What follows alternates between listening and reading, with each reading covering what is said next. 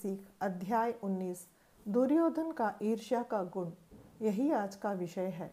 ओम गणेशाय नमः। राजसूय यज्ञ के पूर्ण होने के बाद सभी अतिथि चले गए, लेकिन दुर्योधन, कर्ण और शकुनी वहीं रह गए। मायन द्वारा निर्मित किया वो ब्रह्मांड महल, उस ब्रह्मांड महल को दुर्योधन देखते और ताकते रह गए, निखारते रह गए। उसने सोचा कि महल के अंदर जाके सब कुछ देख के आए। मायन की कला इतनी खूबी थी कि पानी फर्श की तरह दिखाई देती थी और फर्श पानी की तरह। इसे देखकर दुर्योधन धोखा खाते हैं और फिसलकर नीचे गिर जाते हैं। इस दृश्य को देखकर पांडव और उनके कर्मचारी खुश हुए।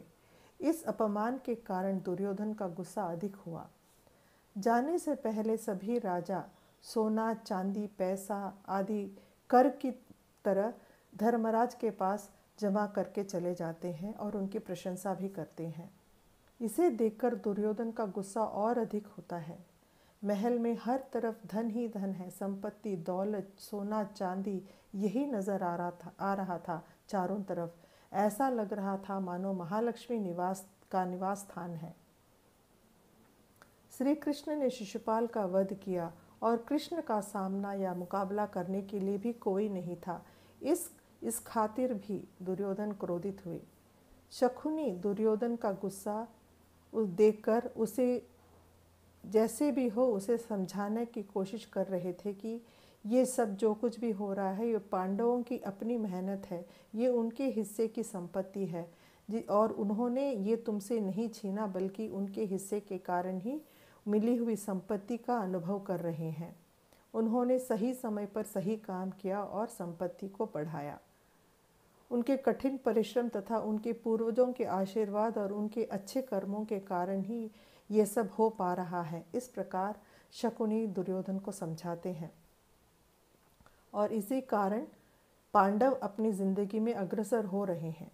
दुर्योधन विलाप करते हैं कि इतना धन, इतनी संपत्ति को हड़पने के लिए उनकी मदद करने के लिए कोई नहीं है। शकुनी कहते हैं कि तुम्हारे 100 भाई तुम्हारी आज्ञा के लिए प्रतीक्षा कर रहे हैं। द्रोणाचार्य, अश्वत्थामा, कृपाचार्य, भीष्म, कर्ण, जयद्रथ, सोमदत्त ये सब सारी दुनिया को तुम्हारे चरणों में लाके डाल सकते हैं, इतनी क्षमता रखते हैं। लेकिन दुर्योधन का एकमात्र उद्देश्य पांडवों को जीतना, यानी कि उनको हराना, उनकी धन दौलत को लूटना, उनका महल जो कि मायान ने बनाया था उसको भी हड़पना और उसे अपना लेना चाहिए था। यही था उसके मन में, वही एक उद्देश्य था। इस हद तक दुर्योधन के मन में पांडवों के प्रति ईर्ष्या जाग चुकी थी। पहले से ही दुर्योधन में कई अवगुण और दुर्विचार थे। अब पांडवों को लेकर ईर्ष्या भी पैदा हुई, जो पांडवों का नाश करने को मजबूर कर रही थी। शकुनी कहते हैं कि जब तक श्री कृष्ण पांडवों के पक्ष में हैं, उन्हें जीतना कठिन है। शकुनी एक उपाय सुझाते हैं दुर्योधन को। पांडवों के राज्य को जीतना है तो उन्हें जुए में हराना होगा। धर्मराज को जुआ खेलने में दिलचस्पी है, लेकिन खेलना नहीं आता, ये जानते थे शकुनी। जुआ खेलने के लिए दुर्योधन उनके पक्ष में शकुनी को बुलाते हैं।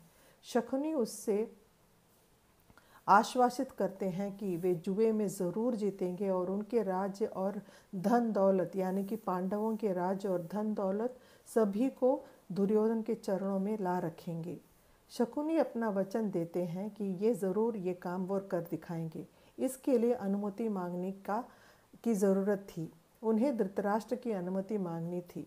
जब धृतराष्ट्र के पास ये प्रस्ताव रखा गया तो उन्होंने कहा ये धर्म मार्ग नहीं है, इसके विरुद्ध है और ऐसा कहते हैं कि अनुमति देने से मैं मना करता हूँ, ऐसा नहीं हो सकता।